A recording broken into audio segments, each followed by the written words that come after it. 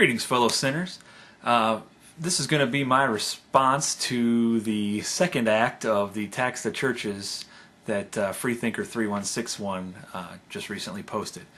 But before I get to my final thoughts on the matter, I would like to take a moment to thank all of my new subscribers, courtesy of Freethinker and Modias from In Modias We Trust, and another guy that posted a response vid.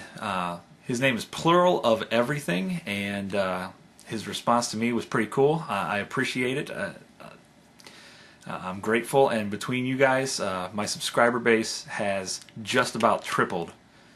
When I made my last video to Freethinker, I was at 12 subscribers. As I'm making this, I'm at 31, so just under the triple mark, and I owe it to you guys, and there's no way I could ever repay you, I'm sure, so just accept my humble gratitude.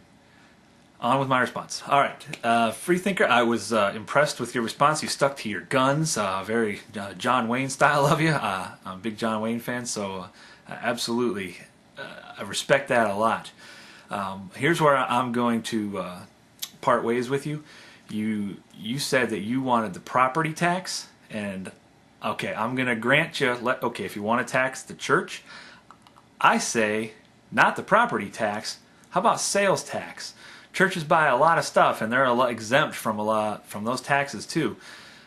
Sales tax is a little bit more fair because you're only taxed on what you buy, period.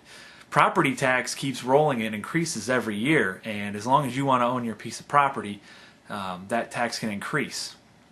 But I'm going to make the case for this on why not to property tax people, and here it goes. First thing, if you tax the property, the First Amendment of the Constitution reads, here's my handy-dandy little pocket Constitution. The First Amendment to the United States Constitution reads, Congress shall make no law respecting an establishment of religion or prohibiting the free exercise thereof, or abridging the freedom of speech, or of the press, or of the right to people peaceably to assemble and to petition the government for a redress of their grievances. The part about respecting an establishment of religion. Yes, the religion's already established, you're absolutely right. But let's just say that a church falls behind on some tax payments on that property. And the government, the IRS, steps in and wants to seize that property. Now, I can't go to church there anymore, but my church is already established there. So in a roundabout way, you are making a law that goes against that article for the establishment of my religion. So, also, point number 2 about that, consider this. You pointed out a lot of those mega churches, those gigantic, 5-city block mega churches. Now, I imagine that those churches are going to pay a lot more property tax than your average run-of-the-mill little corner church. So now think of the political power you would be granting those guys. See, I think when we talked about this before, we discussed property taxes and we thought nationally as far as political power. But break it down to locally. Think about your local city council, your local government. The business that owns 5 city blocks, what kind of power and influence that gives them over that city council, or the threatening of picking up and moving that church to another side of town. Now you've got a city council, or whatever your local government is, now you've got a gigantic vacant building that you've got to try to sell off, that you're no longer collecting property taxes on because it's been sold off or it's been foreclosed on or whatever. And churches employ people. There's people making their living working there. Not all of them, but I would imagine the mega churches, to keep a place like that rolling, have to have quite a big payroll. And you're talking about moving those jobs to another city. So I think as far as on a local level, you got to keep in mind that gives them a lot of political power and a lot of political pull. And though I think to someone like me that might be very beneficial, I still think that our founding fathers were absolutely right on when they wanted these affairs separate between church and state. and maybe I didn't clarify that enough in my previous video.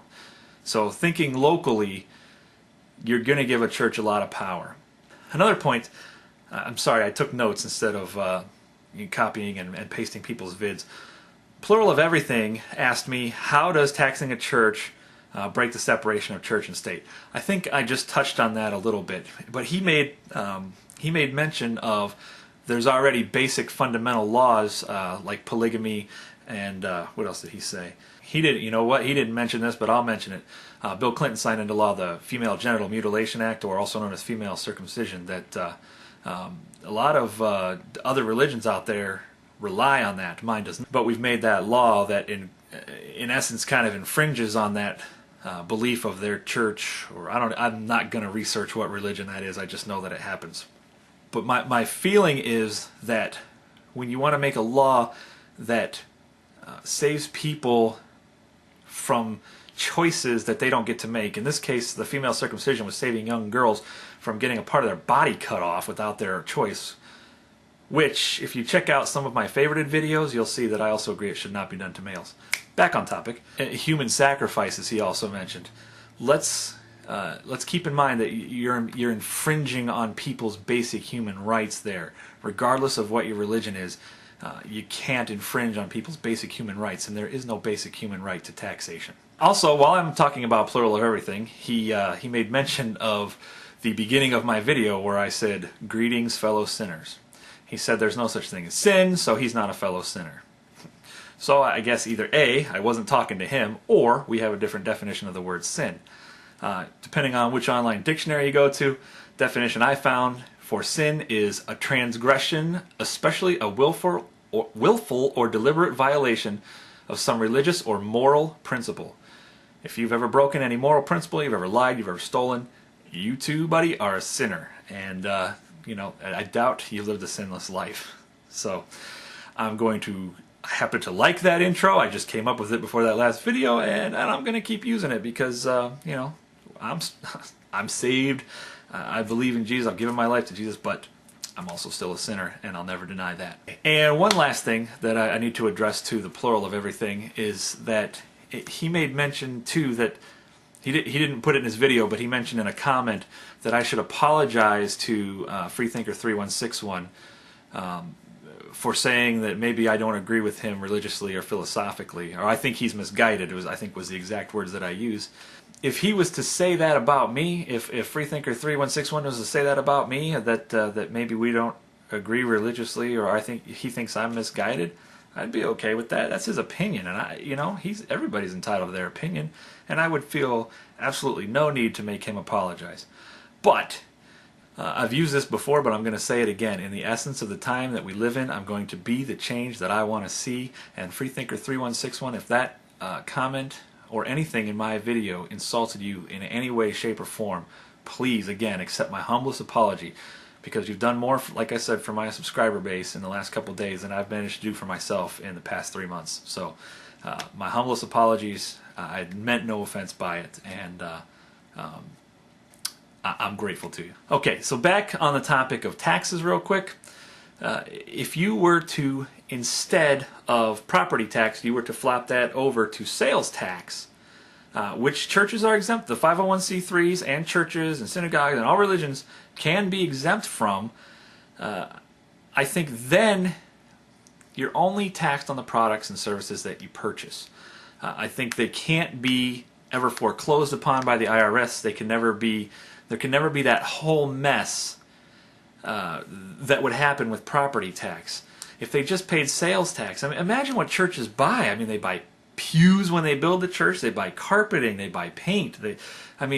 You're talking thousands and thousands of dollars a year worth of stuff that even the small churches have to purchase to keep going. So, if you want me to grant you something, and since you're sticking to your guns, maybe I'll holster mine a little bit here. If you really, really, truly want to tax something, I say charge them sales tax. I think it avoids a whole giant can of worms to open. I think it avoids problems with the IRS. It avoids problems with local city councils and local governments of all sorts, mayors and what have you. So take that for what it's worth. Again, I thank you guys, and I look forward to any comments and responses you got. I try to answer you all, but my wife just gave birth 11 days ago to my fourth son, my fourth child, so my time has been tied up quite a bit lately. But I do look forward to this time with YouTube, and for all my new subscribers, I hope I keep you entertained. I hope I present my side of the argument in a way that's the least offensive to you as possible. And I think if you give me a chance, which you already have, but I think if you give me an honest chance, you'll find that we have a lot of common ground, that we agree on a lot of things. Probably one of the few things we disagree on is the fact that I believe in there's a God. So we can save that whole discussion for another time, and I hope that Freethinker3161, Plural of Everything, Modias from In Modias We Trust. Oh, by the way, Modias, thank you. Thank you so much for agreeing with me. Thank you for coming out on my side, and I hope I can entice you to do that some more in the future. But other than that, I just want you guys to keep in mind that true peace begins with how we treat our children.